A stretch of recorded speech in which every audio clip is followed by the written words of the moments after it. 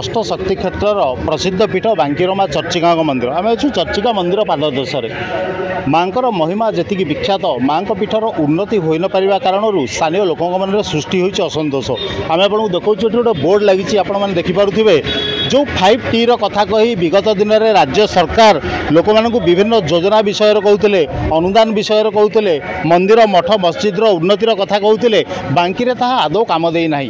आप देखुए पूर्वतन मुख्यमंत्री नवीन बाबूर फटो लगी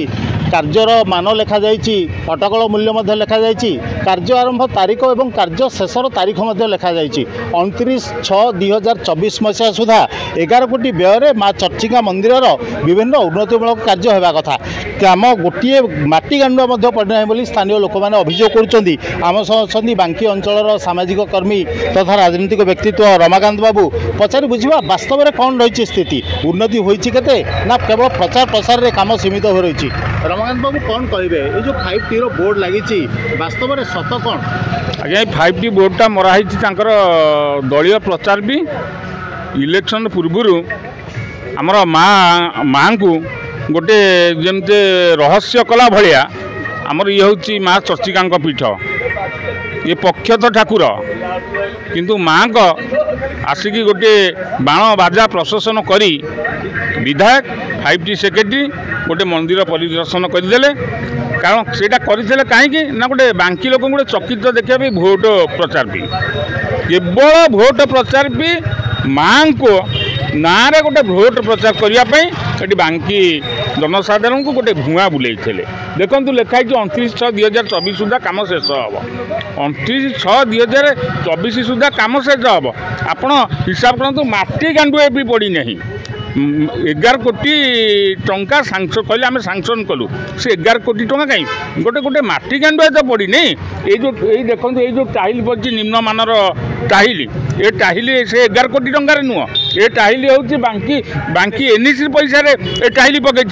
ये टाइल अवस्था कौन देखो कौटी दबिची कौटी उठी यही प्रकार परिस्थिति जो उद्देश्य रखिकी 5T सचिव तत्कालीन बांकी आसी घोषणा करते माँ पीठर उन्नति कथा ता काम देछि कारण लोक तो पुणी बीजेडी विधायक को बांकी जितेले। आज्ञा शुणु लोक माने जमते अंधार बाड़ी बुलांती बांकीर परिस्थिति से सी विधायक जीति किंतु सत्य किंतु तांकर भोट व्यवधान कमी कारण लोक एथर गोटे अंडर करेंट भोट जो प्रकार भोट हवा कथा से प्रकार फल से माने पाई नांती बांकी लोक प्रत्याख्यान अर्थ तो सी जो 20,000 25,000 मार्जिन जितुले से मार्जिन नाई आपड़ के विधायक को पचारतु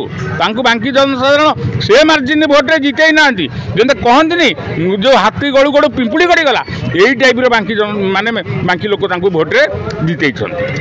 दर्शक मान सूचना आम कहूँ बांकी एपरी एक क्षेत्र जो कटक जिला नुह राज्य नुह पूरा देश प्रतिदिन हजार हजार संख्यार पर्यटक आसती मंदिर प्रवेश द्वार आरंभ कर पार्किंग स्थल मंदिर उपर पानी जलर व्यवस्था मंदिर पाचेरी मंदिर परिष्कार परिच्छन्नता ये सबुथ अवहेला देखा मिली आम सह अच्छा आज जन स्थानीय व्यक्ति पचारि बुझा आज्ञा 5T बोर्ड लगी कौन उन्नति 5T माध्यम आज्ञा 5T उन्नति किसी है आप निजे देखिपे खाली बोर्ड फल कर सीमित रही जाइए तार आगू स्टेपटे जाइनी कौन से जिन 5T यहाँ गोटे गोटे फर्मुला था इलेक्शन पूर्व गोटे घोषणा करदे 11 कोटी टका दी बांकीवासी जानवे जे बीजेडी सरकार समय 5T यही कम कर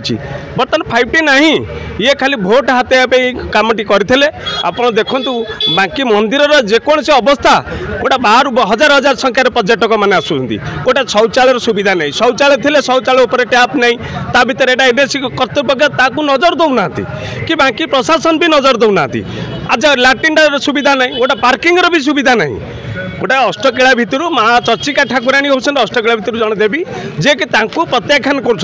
जी भी निर्वाचित होगी आज की 5 थर निर्वाचित है सी भी भी नजर ना ये माँ चर्चिका जो माँ चर्चिका देखे सारी मोर एति कह कथा जो 5T बोर्ड कहीं मराई आपड़ देखु 30/1/2024 काम आरंभ होता और 29/6/2024 शेष हो जाए ये जो फलक मराई ये तो कम सरला ये फल कौन भी अच्छे प्रशासन कहीं देखुना ସେତେବେଳେ ସରକାର ରାଜ୍ୟରେ ବିଜୁ ଜନତା ଦଳର ଥିଲା ଏବେ ତ ସରକାର ବଦଳିଛି ପ୍ରଶାସନକୁ କହି ଫଳକ ହଟାଇବା କାମ ସରକାରର ତ ଦୋଷ ଏବେ କାହାର ତତ୍କାଳୀନ ବିଜେଡି ସରକାରର ନା ଏବେ ବିଜେପି ସରକାରର ଶୁଣନ୍ତୁ ଆଜ୍ଞା ବିଜେପି ସରକାର ତାକୁ ଏ ବିଷୟରେ ମୁଁ ଅବଗତ ଇଲେକ୍ସନ ପୂର୍ବରୁ ସବ୍ କଲେକ୍ଟର ମହୋଦୟଙ୍କୁ ଲିଖିତ ଅଭିଯୋଗ ବି କରିଥିଲି ଯେ କି ଏଇସବୁ ବୋର୍ଡ଼ ହଟାଯାଉ ଯେତେବେଳେ କୋଡ୍ ଅଫ୍ କଣ୍ଡକ୍ଟ ଲଗାଗଲା ତାଙ୍କୁ କୁହାଯାଇଥିଲା ସବୁ ବୋର୍ଡ଼ ହଟାଇବା ପାଇଁ ସିଏ ଯେତେବେଳେ କ'ଣ କଲେ ଦେଖନ୍ତୁ ଆପଣ ଏ ନମୁନା ଦେଖନ୍ତୁ ତାପରେ ଗୋଟେ ପାଲ ଘୋଡ଼େଇ ଦେଲେ ଆଜି ଏଠି କରୁନାହାନ୍ତି ଆହୁରି 7-8ଟା ଜାଗାରେ କିନ୍ତୁ ଅଛି ଏ ନବୀନ ପଟ୍ଟନାୟକ ପାଇଁ ପ୍ରଶାସନର କାହିଁକି ବିରତି ରହିଛି ଯଦି ବିରତି ତାଙ୍କର ରହିଛି ଯଦି ସେ ରାଜନୀତି କରିବାକୁ ଚାହୁଁଛନ୍ତି ଚାକିରି ଛାଡ଼ି ଦିଅନ୍ତୁ ଯାଇକି ରାଜନୀତି କରନ୍ତୁ ଏ ପ୍ରଶାସନକୁ ମିଡ଼ିଆ ଭାଇଙ୍କ ଜରିଆରେ ମୁଁ ଆଉଥରେ ବି କହିବାକୁ ଚାହୁଁଛି କଟକ କଲେକ୍ଟର ମହୋଦୟଙ୍କୁ ବି କହୁଛି ଏବଂ ମୁଖ୍ୟମନ୍ତ୍ରୀଙ୍କୁ ବି ଅନୁରୋଧ କରୁଛି ଏ ତୁରନ୍ତ ସ୍କେଲିଟନ୍ ଫଟୋଟାକୁ ଉଠାଯାଉ ଏଠି ମୁଖ୍ୟମନ୍ତ୍ରୀଙ୍କ ଫଟୋ ମରାଯାଉ ଏବଂ ମନ୍ଦିର ଉନ୍ନତିମୂଳକ କାମ କରାଯାଉ ଯାହାଫଳରେ ଦେଖୁଥିଲେ ସ୍ଥାନୀୟ ଲୋକ ହୁଅନ୍ତୁ ଶ୍ରଦ୍ଧାଳୁ ହୁଅନ୍ତୁ ମାଙ୍କ ପୀଠର ଉନ୍ନତି ପାଇଁ ସମସ୍ତଙ୍କ ମନରେ କୋଉଠି ନା କୋଉଠି ଆଗ୍ରହ ରହିଛି ତେଣୁ ବର୍ତ୍ତମାନର ସରକାର ଲୋକଙ୍କ ଭାବାବେଗକୁ ଲୋକଙ୍କର ଭକ୍ତିକୁ ଲୋକଙ୍କର ଇଚ୍ଛାଶକ୍ତିକୁ ଗୁରୁତ୍ୱ ଦେବା ଦରକାର କ୍ଷେତ୍ରମ୍ ରକ୍ଷତୁ ଚର୍ଚ୍ଚିକା ସମଗ୍ର ବାଙ୍କୀ ଅଞ୍ଚଳର ରାଜ୍ୟର ରକ୍ଷାରେ ମା ଚର୍ଚ୍ଚିକାଙ୍କର ଅଭୟ ବରଦାୟିନୀ ମୁଦ୍ରା ଶ୍ରେଷ୍ଠ ରୂପେ କାମ ଦେଇଥାଏ ତେଣୁ ସରକାରଙ୍କୁ ଅନୁରୋଧ ରହିବ ଯଥାଶୀଘ୍ର ମାଙ୍କ ପୀଠର ଆବଶ୍ୟକୀୟ କାର୍ଯ୍ୟ କରି ଶ୍ରଦ୍ଧାଳୁମାନଙ୍କ ସୁବିଧା ପାଇଁ ସେ ସମସ୍ତ ବିହିତ ବ୍ୟବସ୍ଥା ଗ୍ରହଣ କରନ୍ତୁ ବାଙ୍କୀରୁ ଅନନ୍ତ ରଣାଙ୍କ ସହ ସତ୍ୟବ୍ରତ ଦାସ ଆୱାଜ ମିଡ଼ିଆ।